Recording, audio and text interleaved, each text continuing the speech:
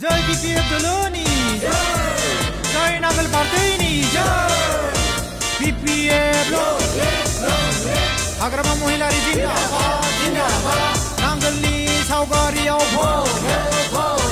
जय नांगोल पार्टीनि जय बीपीएफ दलोनि जय हाग्रामा महिलारिनि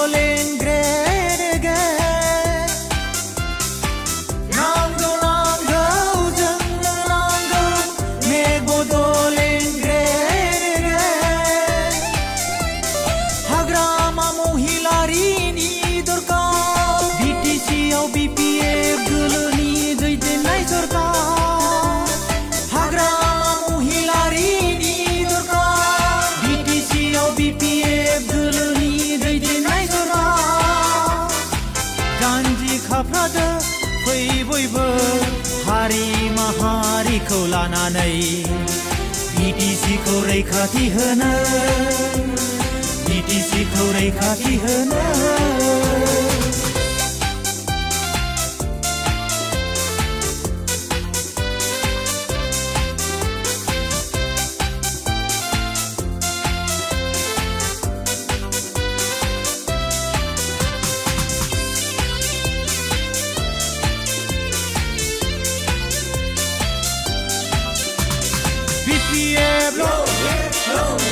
हाग्रामा महिलारि जिंदाबाद नांगोलनि सावगारियाव भट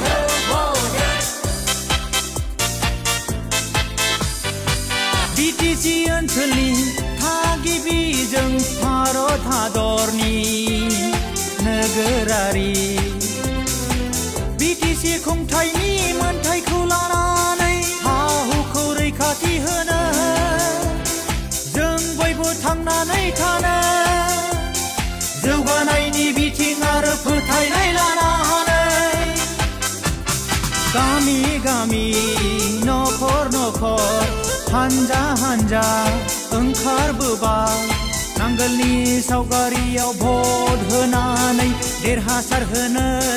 नांगोलनि सावगारियाव भट होनानै देरहासार होनो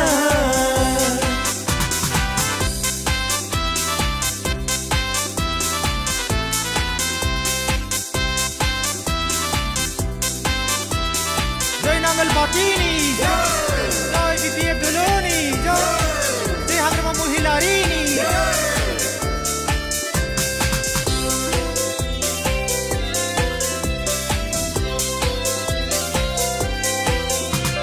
जय बीपीएफ दलोनि जय नांगोल पार्टीनि बीपीएफ हाग्रामा महिलारि जिंदाबाद हारिखौ बुहुमाव सिनायथि होनो संबिधान खान्थिजों 8थि सिदुलाव थिसनजायो क'क्राझार चिरां बाक्सा उदालगुरि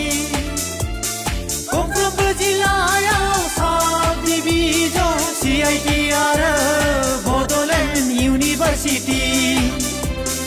बीपीएफ दोलोनि दैदेनजानाय सरकारनि समावनो लुफुंजानाय जय नांगोल पार्टीनि जय बीपीएफ दोलोनि जय हाग्रामा महिलारिनि नांगौ जोंनो नांगौ मेक बड'लेण्ड ग्रेट एगेन नांगौ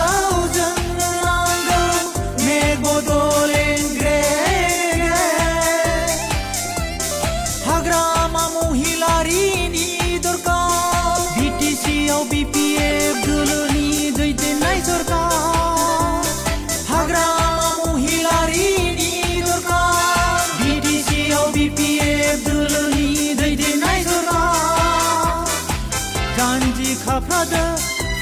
बयबो हारि माहारिखौ लानानै बिटिसिखौ रैखाथि होनो बिटिसिखौ रैखाथि होनो